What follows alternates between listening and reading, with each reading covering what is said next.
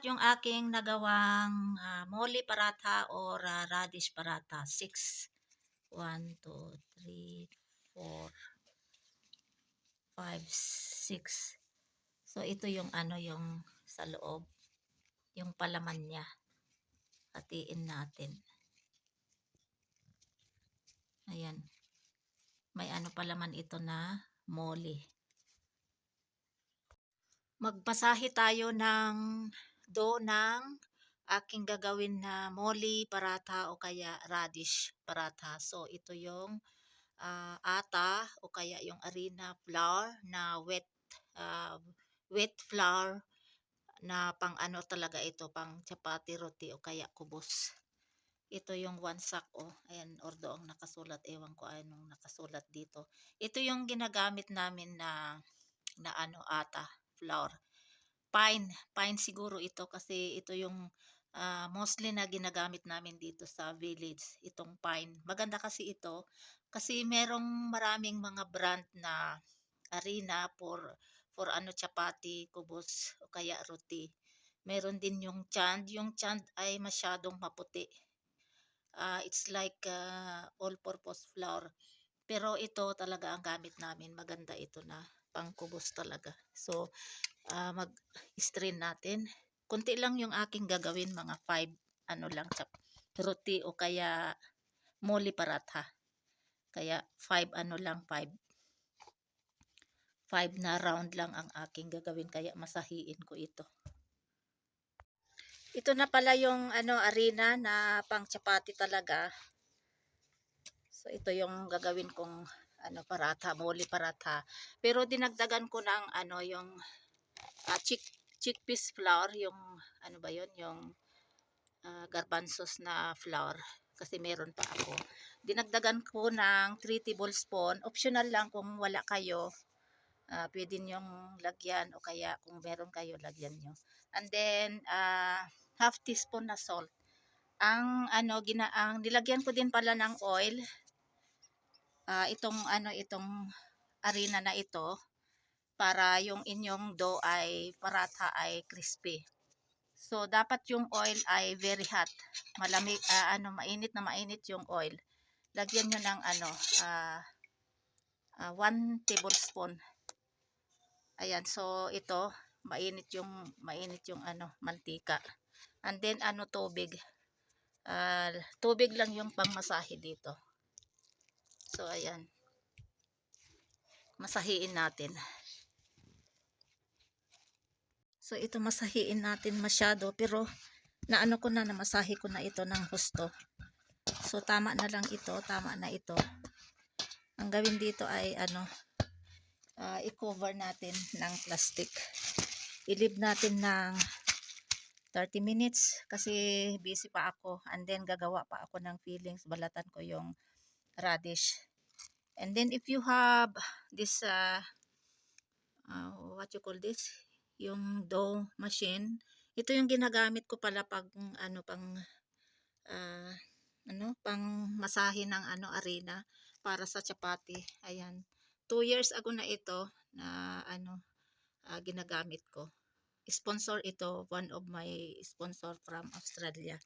So ito yung ginagamit ko na pagmasahe ng harina para sa chapati. Kung may kuryente, gagamitin ko ito. Kung wala, manual ang aking pagmasahe. So konti lang naman ito, kaya manual yung aking pangmasahe nito. Ito na yung dalawang organic radish na kinuha, nilakay. So ito, gagawin dito ay balatan ko.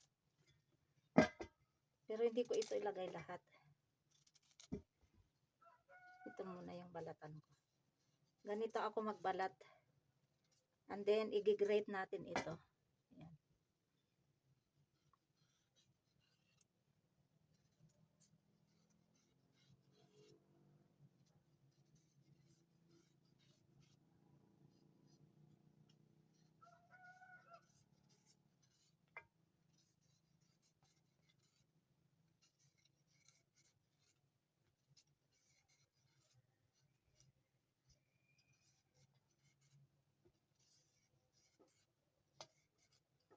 Tikman ko nga. malutong. Bismillah wa barakatuh.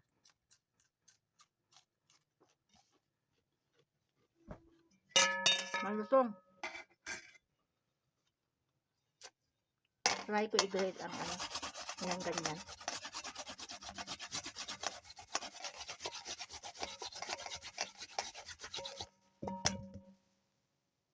Ito na yung na-grate na radish o kaya labanos mole. So ito, hindi ko na lang ito sinali. Kakainin ito na fresh salad. So ito, lagyan natin ng asin. And then, leave natin ito ng 5 minutes. And then, pipigaan natin ito. I-squeeze. Ayan. Watch nyo na lang yung aking paggawa nito. Ito naman balat ay papakain namin sa kambing. So, i-cover ko ito. So, ito na yung yung binabad ko na grated radish. So, ayan, daming tubig. O kaya, we have to start now, piga-piga. O kaya, squeeze. Yan.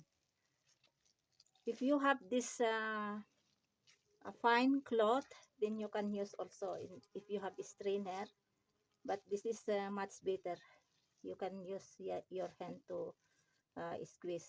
Ayan, ang daming tubig. So, lagay natin dito. Ayan, daming tubig, oh.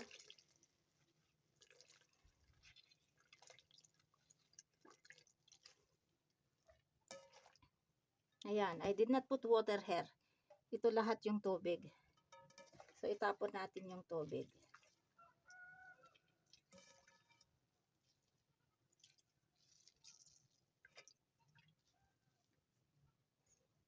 So, ito lahat yung yung 1.5 na radish. Ayan, so, we'll start now to put fillings in dough of mole paratha. But first, I have to saute this one in just few minutes. So, antabayanan nyo na lang, hintayin nyo na lang yung susunod kong gagawin dito. Now, let's start now to make saute. This is already hot. I put 2 tablespoons of cooking oil. If you have butter, then you can put also butter. So first, we have to put these onions.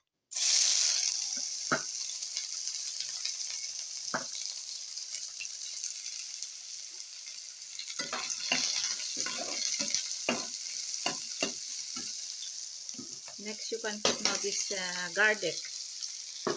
Nadik-dik na garlic. Bawang.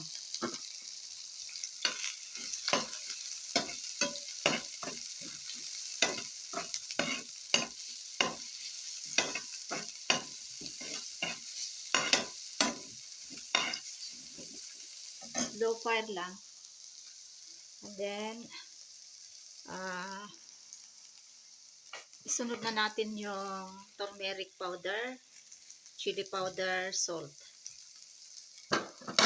And then, ito yung lentils, ito yung cumin seeds, ito yung nakakapagsarap sa sa mole paratha or some other curry. If you are cooking any kind of curry, always I'm putting this lentils, this zira or cumin seeds, fenugreek seeds, and this is coriander seeds. So we put now this one.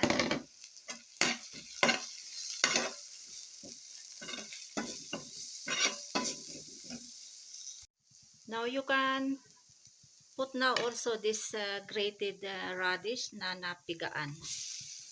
Already squeezed. And then,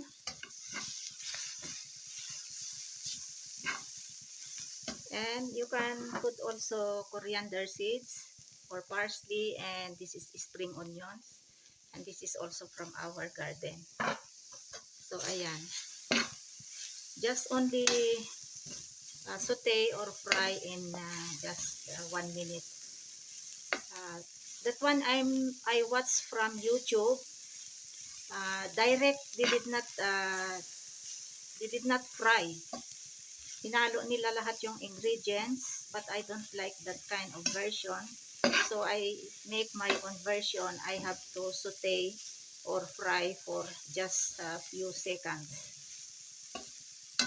Make your own version. But this is much better if you have to saute for just a few minutes. 1 minute, 2 minutes like that. So this is already half cooked. Now we can turn off now the flame. And then we have to leave this one until become cold. Ito na yung dough. So start na tayong maglagay ng palaman. Ito na yung palaman na niluto ko sandali at saka malamig na, kaya pwede na tayong mag-start. Lagyan ng fillings. So gagawin natin ay magbilog-bilog muna tayo. Ayan. Bilog-bilog muna tayo. Ilagay natin dito. Ganyan.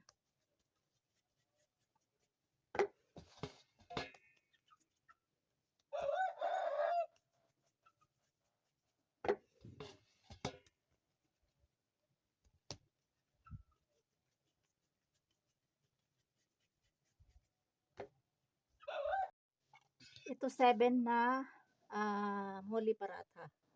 7 na dough pala. So gagawin natin dito ay ganyan natin.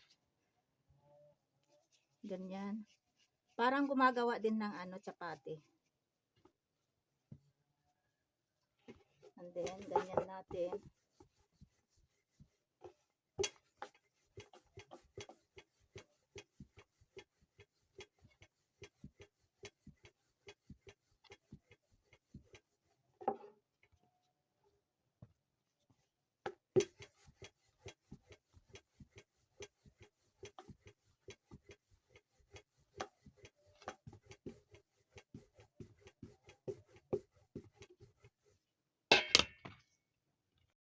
So ito, gumawa muna ako ng 4 na round ko na roll ko na.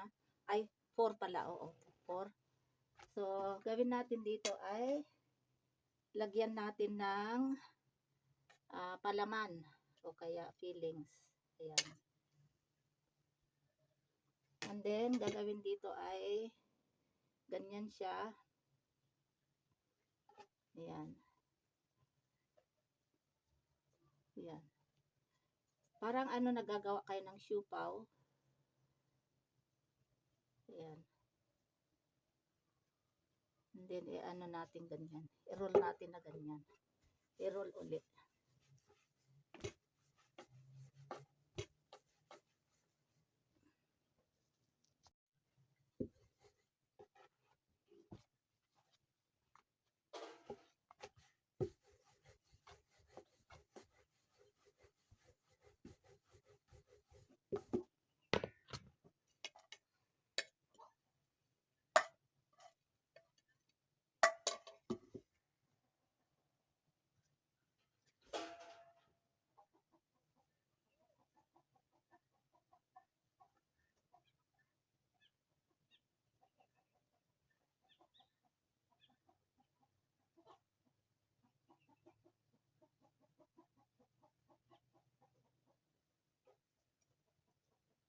Ayan, parang gumagawa ng siopaw. Kasi 'di ba ganito yung pag ng siopaw. Pero yung siopaw hindi na i-roll. Ito ganito mo.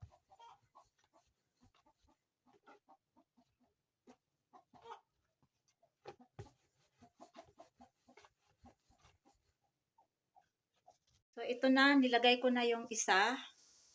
Dito din ako nagluluto ng chapati o kaya paratha. So ito, pinainit ko muna itong tawa. Tawa kasi ang tawag nila itong flat na pan na ito. Kung saan nagluluto ng ng chapati o kaya paratha. So nilagyan ko na din ng oil. So lagyan ko ulit ng konti.